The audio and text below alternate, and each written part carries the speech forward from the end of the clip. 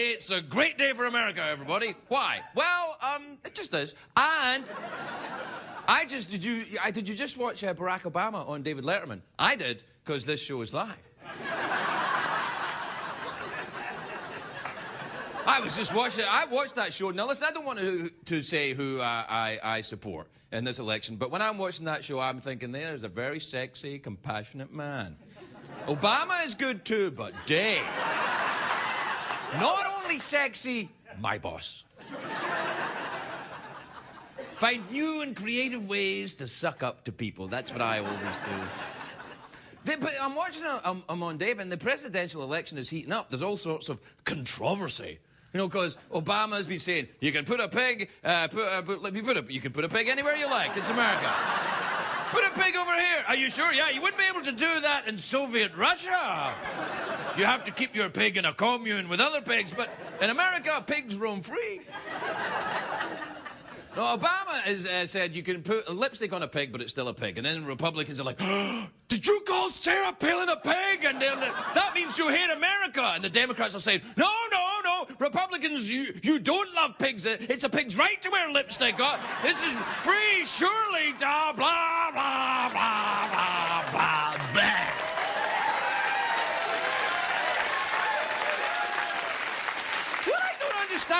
What I don't understand is this. Why is Barack Obama talking about lipstick on a pig? Why are we talking about animals and cosmetics? Here's another thing I don't understand. Why is John McCain hanging around while his vice presidential candidate is up there, you know, campaigning to be president? What the hell's going on? He's like, here you go. Isn't she pretty? Because if you watch the news, you would think that Sarah Palin is running for president. Spoiler alert.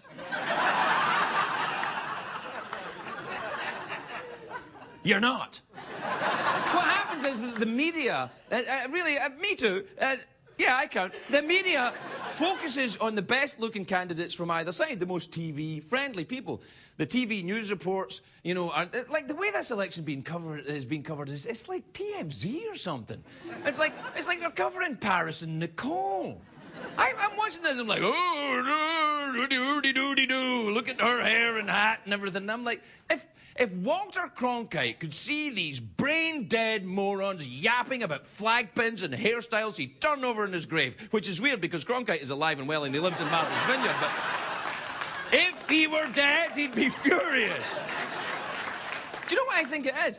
I think a lot of the reporters want to be as famous as the candidates they're covering.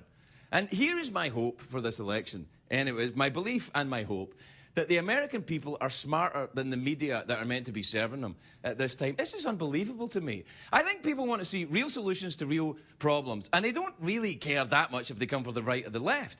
You know, every media outlet, you know, wants you to pay attention to their agenda and their poll. But there's only one poll that matters. It's on November the 4th. It's November the 4th, right? Yeah, November the 4th. I should check. And you know what? You know the other thing about, you know, when the news reports showing the candidates in slow motion with their families and the children, you know, I don't care.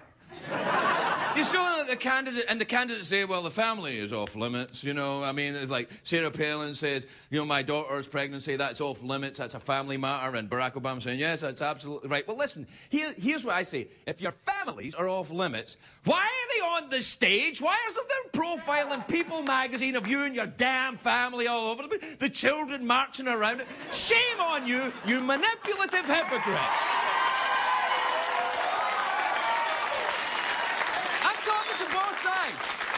Talking to both.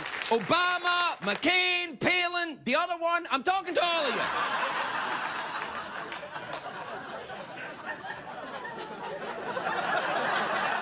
I like all of the four of these candidates a lot. For comedy reasons, they can't be beat. You got your grizzled old veteran who's trying to win one last campaign.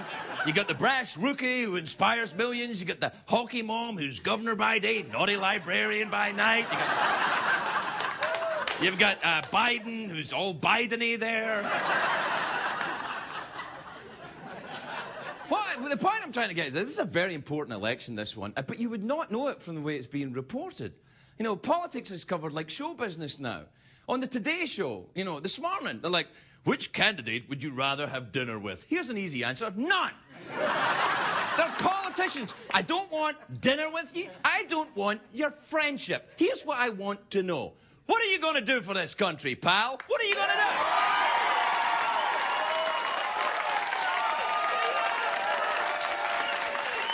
My children! Oh. Do I have a zipper up here or something? The news reports are either very tabloidy or they're trying to be funny, like Jon Stewart.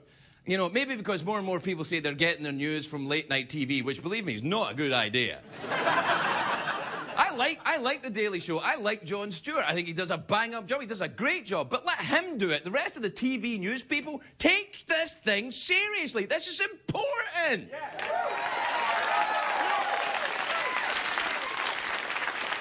And listen, we all of us, you too, ladies.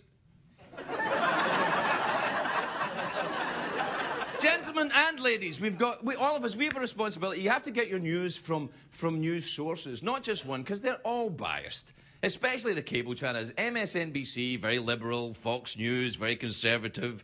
The Animal Planet, always meerkats, never badgers. Do you know what bothers me is that every election year as well, you get the voter registration drives aimed at the young people. They'll rock the vote's crack-a-lackin'. Think the vote, you know, music the vote. Here, the vote. Are we so lost we have to be sold our own democratic right? What the hell is wrong with it? What is going on? We have to sexy up the vote for young people? Remember 4 years ago, Puff Diddley had that group Vote or Die? And then it turns out he didn't even vote himself. Maybe he forgot what his name he registered under. Listen, here's what I would say to you.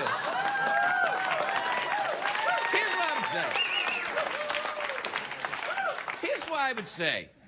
If you don't vote, you're a moron, right? If you... Here's something else. I know what you're saying. Well, not voting is a vote. No, it isn't. Not voting is just being stupid. Voting is not sexy. Voting is not hip. It is not fashionable. It's not a movie. It's not a video game. All the kids ain't doing it. Frankly, voting is a pain in the ass. But here's a word. Look it up. It is your duty to vote. Duty?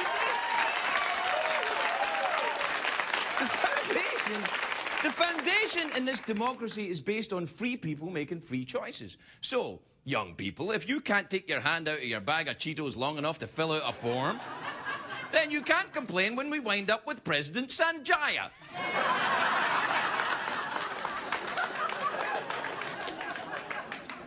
Listen, I'm an American. This country is at war right now. Americans in foreign lands wearing uniforms representing this country are losing their lives. Americans here in this country are losing their homes.